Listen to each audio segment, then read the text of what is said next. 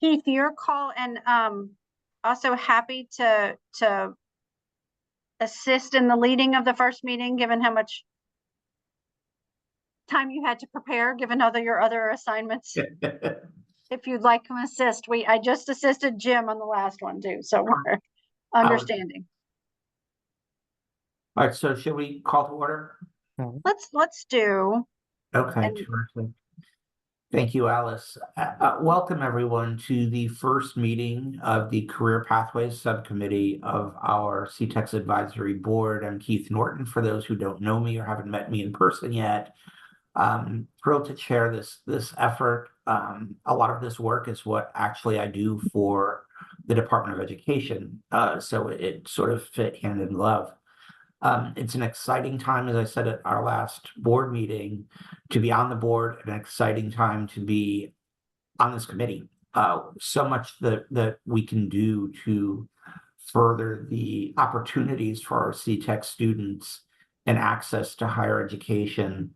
And that's both for dual enrollment in order to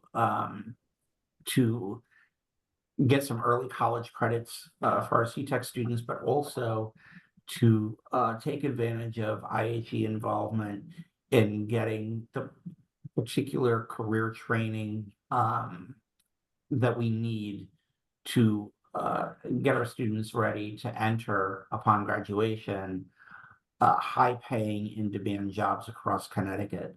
This is work that's already ongoing, and I'm thrilled that we as a board will be looking to bring CTECS along as well. A lot of ways that we can get involved. So a great committee. I'm very thankful to our executive director, Alice Pritchard, for coming up with the concept of this committee, along with Christine Benzart, our advisory board chairman, and excited for the work that's ahead. We have a short agenda today that Alice will help me through. The first item is to review the committee description and objectives, which everyone, I believe, has a copy of. It's a Word document. Yeah, and I think Ronki could pull it up real quick too, since people probably didn't have a ton of time to do their prep for these, because we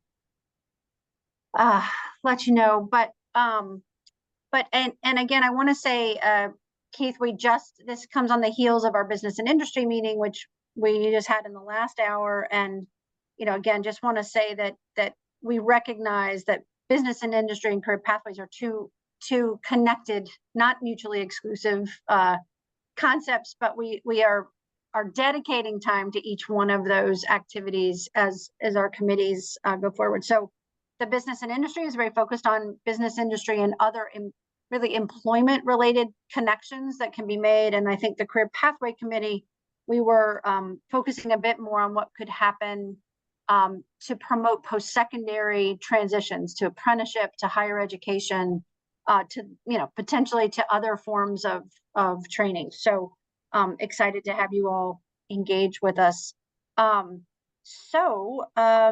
Just real quick, again, thought that this committee could focus on career exploration, kind of post-secondary. I probably should change that to post-secondary partnerships and work-based learning.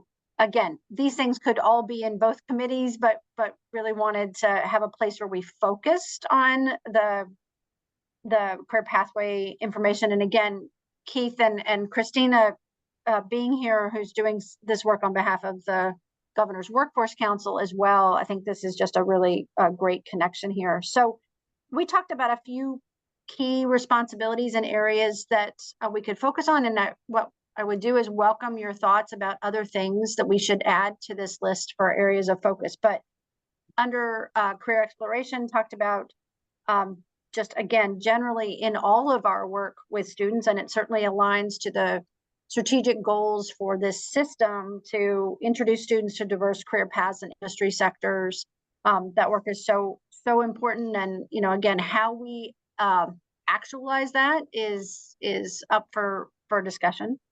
On the kind of college and university partnerships, which again, I would relabel post-secondary partnerships, I think this is where we build college and university relationships, but also where we could look at opportunities to work with the trade unions, the trade associations, and others, but also certainly our apprenticeship partners, and again, other areas. So, but there's a lot of interest, and I will say, in our materials on CTECS, and I'll talk about this some perhaps in the appropriations hearing.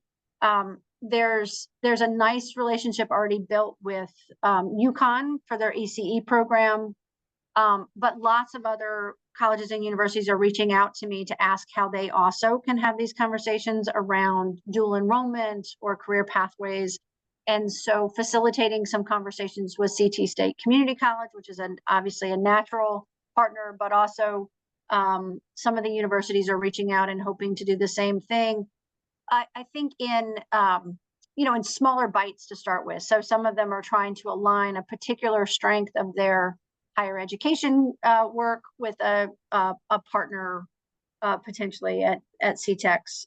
So there's some conversations around IT, some conversations maybe around criminal justice, particularly areas where a higher ed connection is going to be beneficial for a student as they think about advancement in those careers.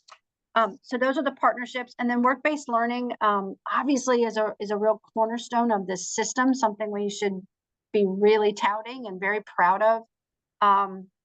And so thinking about how to expand work-based learning opportunities for students. And we do have a range of ways in which that can do that, really light touches like job shadowing, 1, 2, or 3 days of seeing an industry versus, an actual paid work experience, that they're having through work-based learning. So I think we have a range of ways in which we could be promoting work-based learning with students, and evaluating what we're currently doing and looking for ways to improve. So, I would mention that, again, we have really nice numbers, and in some schools we have really high participation in work-based learning. In our urban centers, that does not hold true. And I think we have some transportation challenges that we're trying to look at.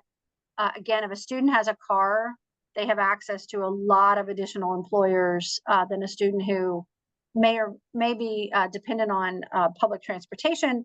And then, we need to think about how we can facilitate some of that for them and take away that particular barrier if it happens to exist. So those are the kind of areas we had thought of so far, and would open it up and, welcome your suggestions. And again, particularly Kelly and Christina, where there's the Governor's Workforce Council is looking at some of these things. How might we connect to that work without replicating it, but also making it, more specific to our system. So Keith, I can hand it back to you to facilitate conversation.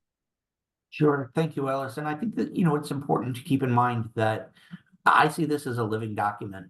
And as we, progress and as we reach goals, this document will change and our focus might change a little bit as well. Yep. The more we dig in and the more we learn. But, welcome any thoughts from Kelly and Christina so far on what we've discussed. Yeah, I'm really excited about both of these things. So I could see the overlap, but also, how we can differentiate. And as you know, career pathways and work-based learning has really been a cornerstone of the GWC strategy and is really much in line with State Department of Ed and CT State. And so we're excited to expand that. I would love to see every student have a work-based learning experience. So I think we need to grow our partnerships with our business partners.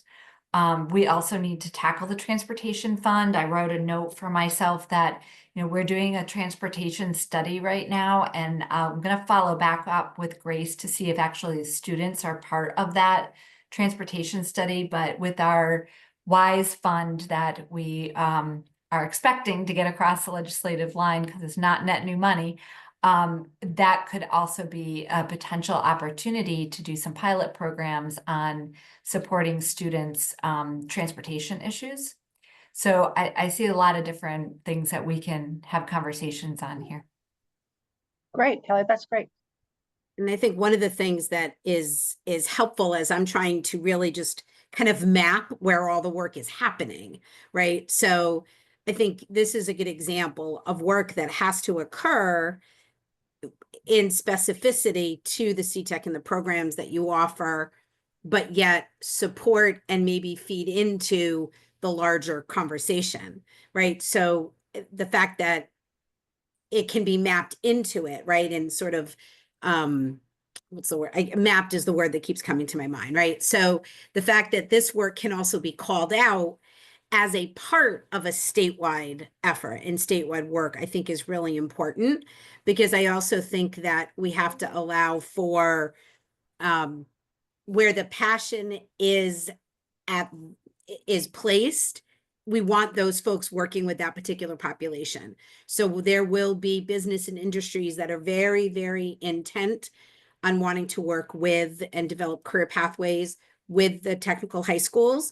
And then there will be some that are like, nope, we want to work with the colleges. Nope, we want to work with the Department of Corrections on some of their programs. And so I think that just seeing it all mapped out together is what I'm hoping to do. So I appreciate being a part of the conversation, just so that I can, like, literally, I was just cutting and pasting your little mission into this running document that I have of the work that's happening in this space. And I think it also, to another point, can also speak to legislators and decision makers about all the work that's happening, and that we're not in silos, but we're in different streams, but we're in the same boat, or whatever analogy you want to come up with.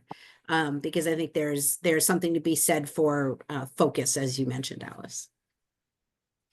Well said. And I think that's a great point, Christina. I think that also putting this in the perspective of what we're doing, what we've been doing over the last month plus, in creating the governor's bill on dual enrollment, which does include, of course, not just for higher ed credit towards a degree, but also, we're very careful and we're very deliberate in making sure that it also included IHE credit towards industry credentials and particular certifications. The CTECS system for us, for CSDE, is a district largely. It's got a superintendent. It happens to also have an executive director, which is wonderful because it's a state entity. And so it's a little bit more complex than our normal districts because it's all over the state. And it's also concentrated with really grades 9 through 12.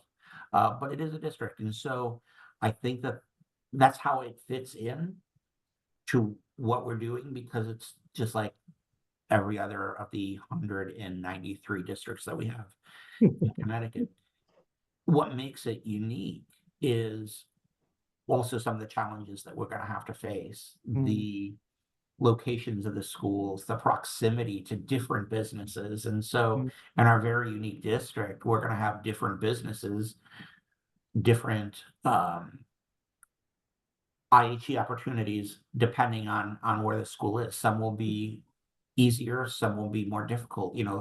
The farther you get out into the rural areas, sometimes more challenging to find IHE partners and business partners. And I think that's part of our mission on this committee, is to make sure that the offerings that we are able to develop for our students in the more heavily populated regions where our schools are located are the same opportunities as the more rural, less populated areas. And those certainly include transportation, as Kelly was saying. So, a lot of challenges. I think it does fit in with the model that we've been working with for all of our districts. But just a few extra challenges for us to think about. Absolutely. Thanks for that, Keith. You all have made me think about two things that we might want to add to our charge. So the first is that we, on the business and industry charge for the committee, we added an advocacy component that is looking kind of specifically at the growth of the workforce and bills that may be kind of work related that impact us. We might want to have a similar thing for advocacy around career pathways, kind of the dual enrollment, those types of things as well. So that I feel like I want to steal that language from that charge and put it in here as well, if you all are amenable. The second one is, you just made me think of it, Keith, as you were talking about credential attainment, and looking at the credentials that our students are getting. So 95% of our students are getting at least one credential. Again, I think that's, I know there's been a real big push there, but thinking about what are the most relevant credentials of the day, we get some of that from our program advisory committees, obviously at the school level. But that's might be an area that we want to, again, just maybe track, have an input process for, there's a new, and this could come from the joint committee meetings that we'll have occasionally with business and industry. But if there is a new credential, or employers have seized upon a credential that they're kind of more universally adopting, that getting that information back to us and into the programs could be really important. So thinking maybe we could add a bullet for credential attainment, as well. And it's kind of curriculum, related. But anyway, so we could work with both of those things if you all are amenable. Go ahead, Kelly. You're on mute. Sorry about that. Yeah, I like that a lot. I know that Grace has been working with Karen Amaker from Keith's team on definitions of credentials of value. And then our office has been legislatively tasked with building a catalog of industry credentials of value. So that's something that we could probably all work on together, and be under some of the strand of the cabinet, as well as cross over to here, because we want to make sure that the students are leaving with as many industry credentials. And I know that they do a great job in the trades, but with those that create the career pathway to the transfer of credit and the dual credit, I think is an intersection that might be a little underserved at the moment, or underviewed. Yeah, no, Agreed. that's great. And I'm excited and appreciative that Karen reached out, and we will have a representative on that credentialing committee as well. So yeah, to Christina's mapping, again, I think we want to bring as much good intel from those other activities as we can into CTECS and maybe through this committee, without duplicating effort. And again, if we're already sitting at tables, some of that information could come back. But yeah, appreciate all those different touch points. It's great. And that committee, actually, the first meeting, is tomorrow. Yes. I'm hoping I'm available to chair the first one, but yeah, so we're starting off, and yes, we have folks, amazing group of people on this committee. It's large, but it needs to be. It's really touching every area. So I think that'll be a great help to us with the work that we're doing on this committee as well. Yep, absolutely. I agree with those sentiments. Talking about, credential opportunities and more importantly, tracking it. I mean, here at CTECS, Alice, we have the opportunity in the buildings day to day through our staff to see where the passion and opportunity and access happens. Because if the students don't believe it's possible to attain, then our jobs don't even begin. So when we talk about the different aspects of what business and industry can provide to these students, and then us telling the story to the students and the parents that they're also attainable, it just speaks to all the work that we're doing within our silos, with making that trackway so that people do understand, that the students do understand that it is available for them and it is attainable. But at the same time, here are the steps to achieve this. Here are the goals that you need to achieve so that you can be successful and contribute to the state of Connecticut. So really looking forward to really diving in these two committees, both business and industry and career pathways, to make those connections, because we all say it in each meeting, we're all working in our silos on wonderful things, but we really need to help sell the story to the beneficiaries, which are the students and the parents. Yeah, that's great. I think just a quick story. One of the first industry meetings that I sat in on my CTEC tenure 4.5 years ago, Rocky, you might remember this. There was a horticulture program Yes. in Hartford. Mhm. And the instructor said that, one of the ways that they were attracting students was to grow basil and then teach them how to cook with it. Okay. Yep. And I think all of us business people were just like floored that even existed, right? I think we unanimously cut that program and said it wasn't needed. But I think the way that the students are introduced to the different career pathways is important. Mhm. And I know that our instructors are, they're dedicated and they're immersed in their trades. Some of them, more than others, look outside of their industries, like the transportation and the work that they're doing with all those industry partners in automotive is amazing. But there's others that may not have that, more updated breadth of what Right. is possible. And I think that's where we can really help students in understanding what that 9th grade exploration looks like for them, and then what are the things that they're getting exposed to in those different trades. I think could be very well informed by not just our committee, but those other external partners that we want to bring in our industry sector partnership companies. Agreed. Keith, this leads me to the other item on our agenda today was to talk about who we might invite to join us. We envisioned, in addition to Lance and Jeff and Kelly and Christina and yourselves, that we would have some ex officio members. I think so I think this is a really good place to talk about not recreating the wheel and not just inviting 10 more people to come to this meeting who also go to 3 other meetings. So I don't know, and it might not be answerable at the moment, but I wonder, particularly Kelly and Christina and Keith, if you all have thoughts about how to maybe strategically add a couple of people, but not just actually have another meeting on career pathways. And it may be, and this is really just occurring to me, and Ronki and I can follow up on this.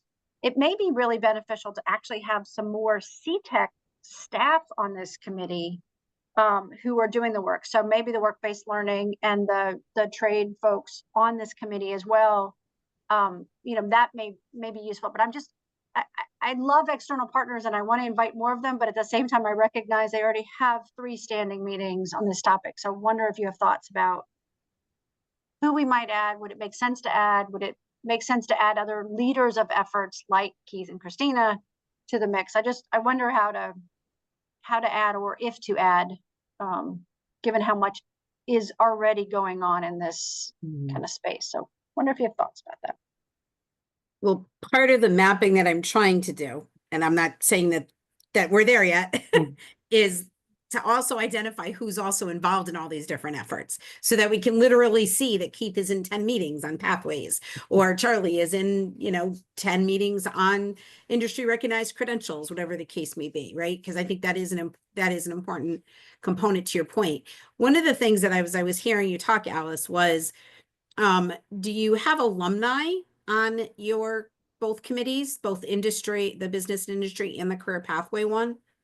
And if there's a role for alumni to play on it, or in it. I think That's a good idea. Wait, I mean, Lance is, but I think we could think about other alumni as an option. We have lots of alumni and lots of them interested in finding ways to give back to the school. Exactly. So that might be a good way to go. Right. I also think like some more. Oh, go ahead, Kelly.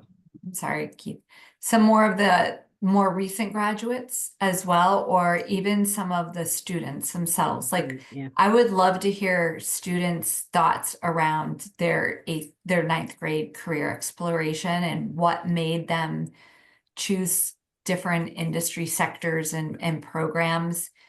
And that gives us clues as to how we can better serve them by what they pay close attention to. And, with work-based learning too, I know that, a lot of times the top performing students are the ones that get the opportunities first. But Mhm. sometimes it's those students that are struggling that need those opportunities even more. Mhm. And just because they might struggle in the classroom doesn't mean they may not, they would not struggle, in the real world where they get to really understand what the connection is between what they're learning in the classroom and the real world. And sometimes making that realization for themselves is really important and will help them in their academic. I understand that, students that have behavioral problems, that's a different story. But maybe there are even employers out there who would be willing to take on some kids at different levels, who have some behavioral issues who might have some experience with supporting them and helping them show why they need to be better students, better learners, I'll say. Yep. No, that's all fair. Alice, Yeah. I have a question, and this, it may not be the time or place, and maybe it's just because of the hats that I've worn in the past. But on your description here, the college and university partnerships, do you all have a current inventory of existing articulation agreements? The only reason I ask that is, to the point of not reinventing the wheel, but then also providing some consistency. Because I remember in trying to do an articulation agreement with Right Tech and touching base with other community college campuses that were also near tech high school with culinary, they had different articulation agreements. So just that kind of, I'm not sure how much this, or if this committee would be involved with that, but I think knowing what existing articulation agreements exist will also, I think, help inform the committee's work, I would think. No, that's it's a suggestion, and I think we actually had it down, but a log or a list of those would make a lot of sense. I will say, since we both have been in that system, I think that Karen Hynek in particular is trying hard to do kind of system to system articulation agreements going forward, and I think Much we're better. well suited to do that as well. Great. Good. So, but I think knowing what we've got on the books now could be helpful, and I'm sure there's some randomness there, as there always is with dual enrollment kind of and other agreements. So we could certainly look at that, and then again, I think promote the idea of system to system Correct. types of arrangements where it makes sense. Again, there are opportunities for individual schools if they don't have a system in which to participate, but I think if we have a system, it would certainly be better to do onesies. And with CT State, that is something that Karen is doing now that it's one institution and not separate institutions. Yeah. They're in the process of rolling all of the various and sundry articulation agreements that districts had with each college and sort of rolling them all into one, and they're creating that one template for every for every district to use with just CT State. So everything will be centralized. So that'll be Right. Yeah. a huge help. And, I know for a fact that Karen this week is actually right now, Karen is flying the plane. She's also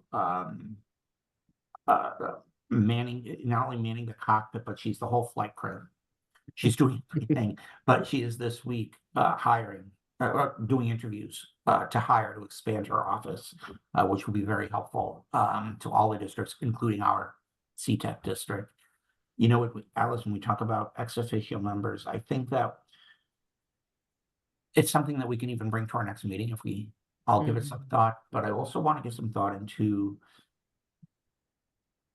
I like having sort of themed meetings sometimes with special guest stars, I call them. And so maybe we take that approach as well and have one of our meetings dedicated to trade groups. And what are maybe the 4 or 5 largest?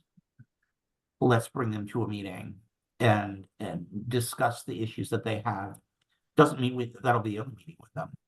But then they're not committed to, as Christina says, going to every meeting, and they may have other meetings on this topic. And I think another example is I would love to get certainly CT State here, maybe as an ex officio, but maybe at a dedicated meeting Another one, I think, Goodwin is sort of a no-brainer. They're expanding their footprint in the areas of dual enrollment, as well as helping districts with career pathways. They've been doing this work for a very long time. And so that it's just another, I think, idea where we can get involvement of other folks while keeping our number sort of manageable, so that we can keep the overall focus on doing what we need to be doing for our students and reporting back to our full board. Yeah, I like that a lot, Keith. I think that's a great, again, doesn't overtax people who are already at other tables, but brings some of that intel to this one. I think that's a great, I think that's a great suggestion. I think the other suggestion that I have is not probably all the workforce boards, but I'm trying to get them to like have a representative from them to serve on different things, because they have money for work-based learning and for summer youth employment and actually year-round employment. And the idea that I've been sharing with them is like, if we just put an at-risk student in a one-shot, 1 week or 4-week program, it's not going to change their life. But if we take these students who are at risk and they're in the CTECS system, and maybe there's some of those students with the behavioral issues or they're missing school, and we give them a work-based learning experience that is aligned with their interests and their career shops that they're taking, it's more of that sustainable, like we're helping you through this whole pathway and that we'll get a better outcome at the end of it. So I think that that is somebody that I would bring in as well. And then maybe Shannon Merriman, she's doing really great work in career pathways across the state. As an individual, nonprofit agency, she's doing some really interesting things. Yeah, that's great. I like all of those, and we have connected. I did connect our work-based learning leader with Capital Workforce Partners, given their strong interest in this, and they had an initial meeting. So I think CWP might be a good group to engage on this one for sure. Yeah, and I'm always really cognizant too that the boards are still out there for themselves. And so whatever you work on with one board doesn't always get translated to the other boards. Yes, So when I'm involved, they know that is what it's going to be.